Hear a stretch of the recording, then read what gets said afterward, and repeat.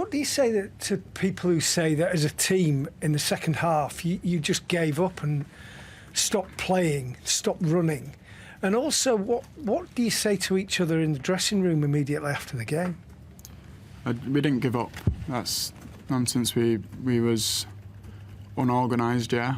Communication was bad, yeah. That's why we conceded the goals. But it comes down to the fact that, you know, I believe that everyone was trying to get back into the game that much. We come away from the team's principles in and out of possession. You know, I mentioned it after the game. I felt like the forwards was trying to press as just a forward unit. We weren't connected with the midfield, and then the same with the midfield and the defence. And you know, we was trying to get a grip of the game when it was 2-0, when it was 3-0. We was talking, but I don't think we was, you know, really in agreement of what to do. And listen, it's happened, and the only thing we can do is learn from it and move on. So I'm happy, I'm grateful that we have another game so quickly, because we have an opportunity to you know, take a step forward from the last game and put it behind us. La respuesta es que, ¿qué dices a las personas que dicen que ustedes habían rendido en el partido, pararon de correr? ¿Y qué se dice dentro del vestuario? La respuesta, bueno, yo no estoy para nada de acuerdo con esto. Eso no es lo que pasó. Quizás nos faltaba un poco de organización como equipo y un poco de comunicación dentro del equipo. Yo creo que en todo momento estábamos intentando ponernos de nuevo, ponernos en el partido, pero perdimos un poco nuestros principios, tanto con y sin el balón. Creo que la conexión entre la forma de presionar que teníamos, no estábamos muy conectados, y obviamente 2-0, 3-0, quizás no estamos de acuerdo con lo que estaba pasando en el partido, pero como hemos dicho, tenemos que aprender y ya tenemos un próximo partido. Estoy muy contento que tengamos un partido a la vuelta de la esquina y vamos a intentar imponernos también de nuevo en ese partido. You said on social media you can't let Sunday define the season. How do you make sure that doesn't happen? And also from a mental and psychological point of view, how do you feel when, you know, is that one of the lowest moments you've had playing for Manchester United, losing in that manner to your biggest rivals? Just losing against Liverpool's enough. It doesn't matter the scoreline. When you lose a game against Liverpool, when you lose a game against any of your biggest rivals, it cuts deep, and you know, it's not nice. It's never a nice feeling. But for me, I just always remember how many games that we've won against them, and they have the same feeling. So it's football, you know. It's why everyone loves the game so much. But yeah, it's obviously disappointing. But like I said, we can't dwell on it and look back. We just have to be, you know, thankful really and grateful that, you know, the games are coming thick and fast. You know, because of all the principles that we've had from the beginning of the season, we're in a position where we're still fighting on all fronts, and we still have a lot of games to play. So, you know, when we have a game like we did against Liverpool, we want to play as soon as possible because we want to put it right. So yeah, tomorrow hopefully we can do that. La respuesta era como dijiste en las redes sociales que no quieres que el partido contra Liverpool define la temporada, pero ¿cómo está el equipo mentalmente, físicamente?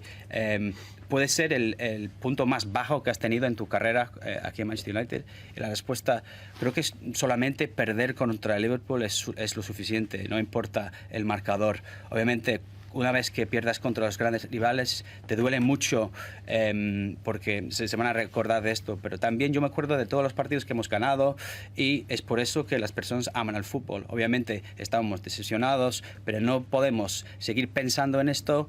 Estas alturas de la temporada tenemos muchos partidos que vienen muy rápidamente, y tenemos que volver con nuestros principios y saber que estamos peleando para todos los títulos, y estamos contentos de que tenemos un partido mañana y que podemos volver a poner las cosas bien en cómo jugamos como futbolistas. Neil. Marcus, could I just ask your thoughts on Bruno as someone to play alongside and as a captain? Yeah, I love playing with Bruno, as you can imagine. I think for a forward, you know, like me, he's a perfect player to play with. You know, I think he's been a good leader for us, even when he's not been captain, which is always a good sign. He's helped other players become better leaders, and the reality of it is we can't be a well-organised team with just one leader being the captain. So he's done a lot for us in terms of bringing his leadership skills in, and that was from the moment that he arrived. So yeah, I don't have anything negative to say about Bruno. Like the manager said, nobody's perfect. You know, sometimes you want to win so bad you end up doing things that are a little bit out of character. But listen, 100% support Bruno and behind him.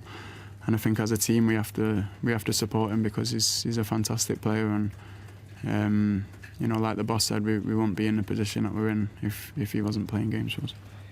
La pregunta era como, ¿puedes hablarnos un poco de lo que opinas de Bruno Fernández como jugador, como persona, como capitán? Y la respuesta, a mí me encanta jugar con él, para mí es perfecto, es un buen líder, y de hecho era un buen líder antes de ser capitán, siempre estaba ayudando a los otros, y eso ayuda a nosotros a saber las cualidades de liderazgo también.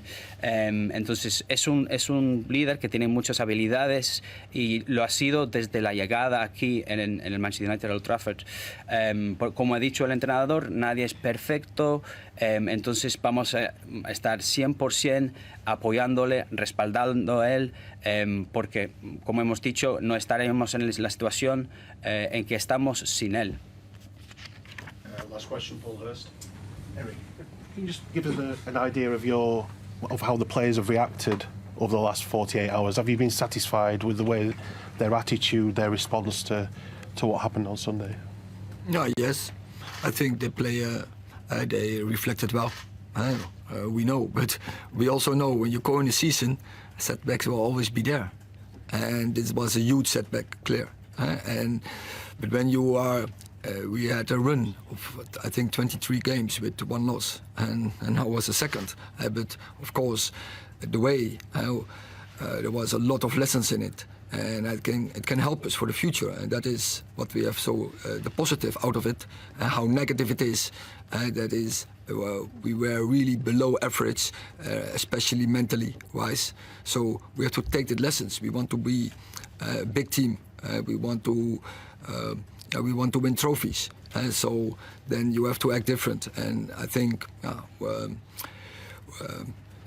after Sunday we got a big lesson. And we take that, but now we have to move on and we have to look forward. And so that is the way. We treated it, and now all the energy, all the focus has to be on the next game. Sí, la respuesta, la pregunta, perdona, era, Erik, ¿me puedes decir cómo han reaccionado los jugadores en los últimos 48 horas después de lo que surgió en el fin de semana? Y la respuesta